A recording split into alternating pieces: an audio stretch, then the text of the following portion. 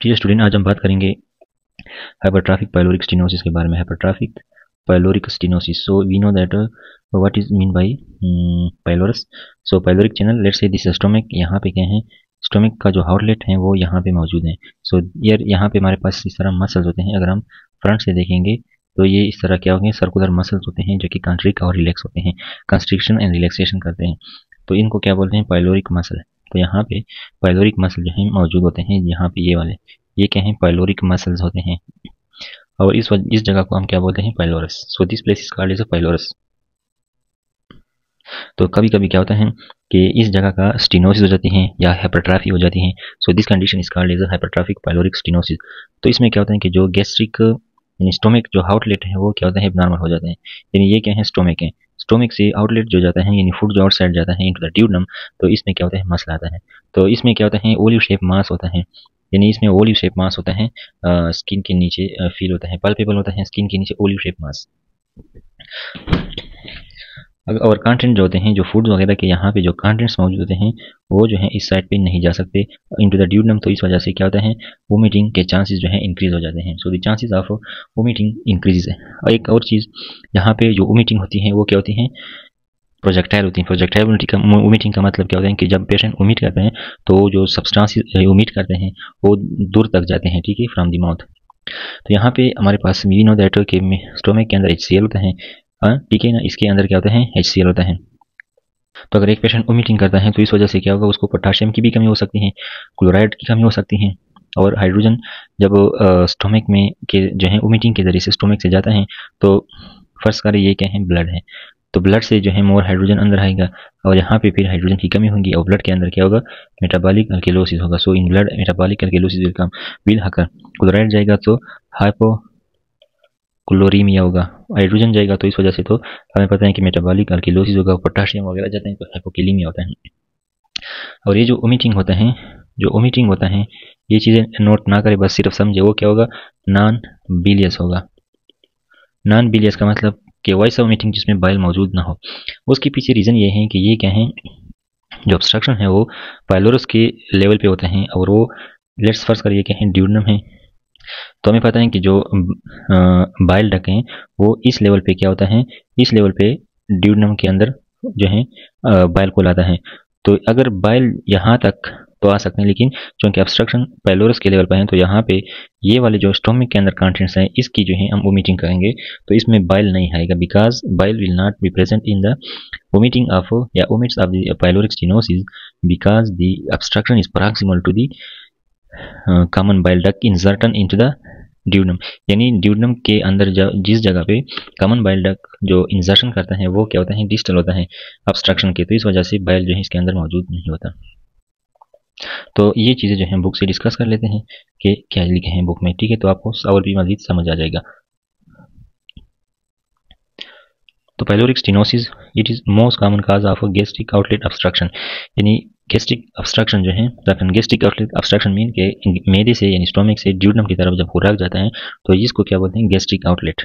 तो यहाँ पे जब ऑब्स्ट्रक्शन आते हैं इसकी मोस्ट कॉमन काज जो है हाइपरट्रॉफिक पाइलोरिक स्टेनोसिस होती है और ये इन्फेंट्स के अंदर होता है। तो इसमें क्या होता है, MCQs के लिए से जो इंपॉर्टेंट पॉइंट है, पल्पेबल ओलिव शेप मास। ओलिव शेप मास जो है पल्पेबल, जिसको हम हाथों से पल्पेट भी कर सकते हैं, ये मास आएगा and this is very very important due इनके in with respect to MCQs। और ये किस वजह से होगा, हाइपोट्राफी होती है और hyperplasia of pyloric sphincter muscle.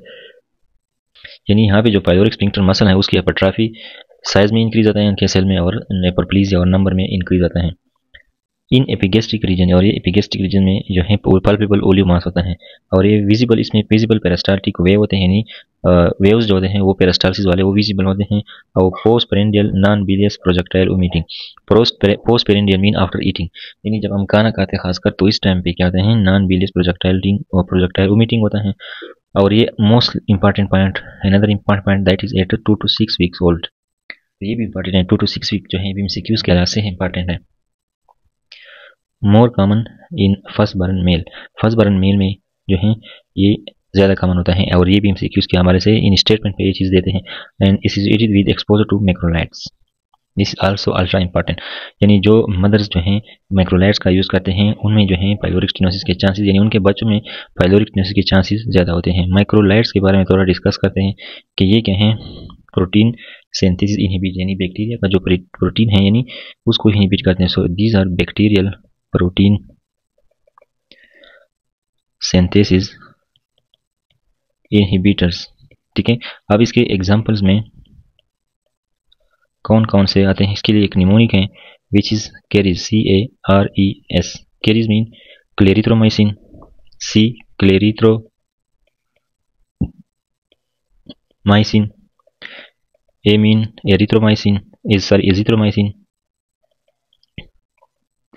Azithromycin,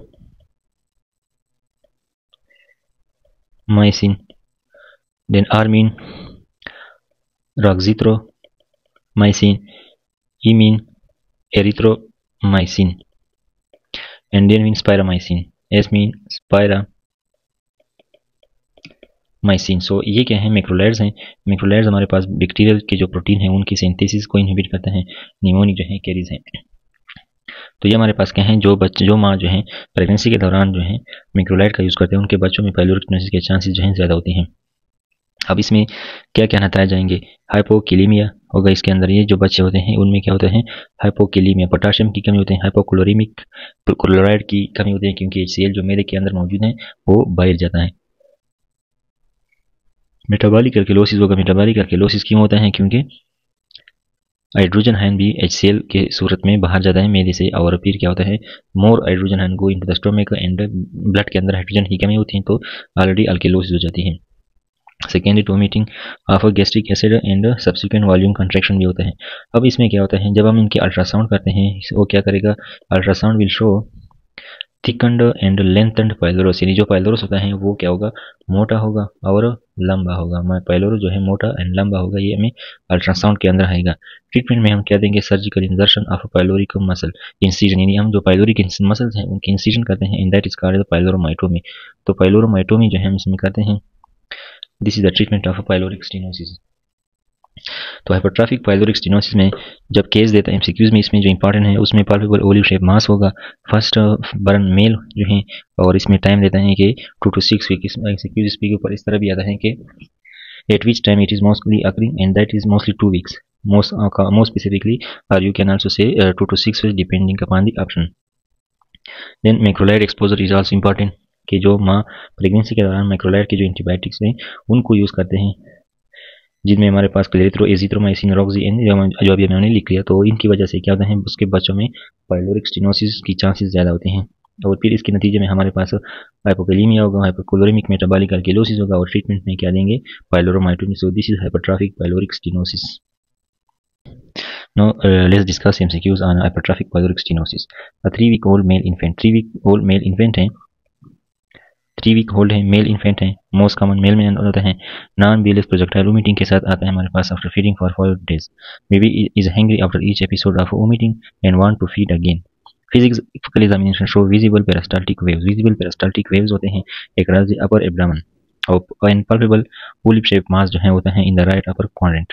liberty जो है रिजल्ट हमें मेटाबॉलिक अल्कलोसिस विद हाइपरक्लोरीमिया, हाइपोक्लोरीमिया एंड हाइपोकिलीमिया हमारे पास शो करता है।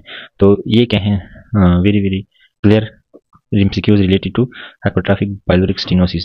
So hypertrophy of the circular muscle layer of the pylorus, so the correct answer is B। so this is the correct answer, B। so B is the correct answer in this case। so this is a simple MCQs about hypertrophic pyloric stenosis। तो इस पे जिस किस्म का भी MCQs होगा वो इसी तरह से होगा। मेन पॉइंट जो है इसमें ये होंगे।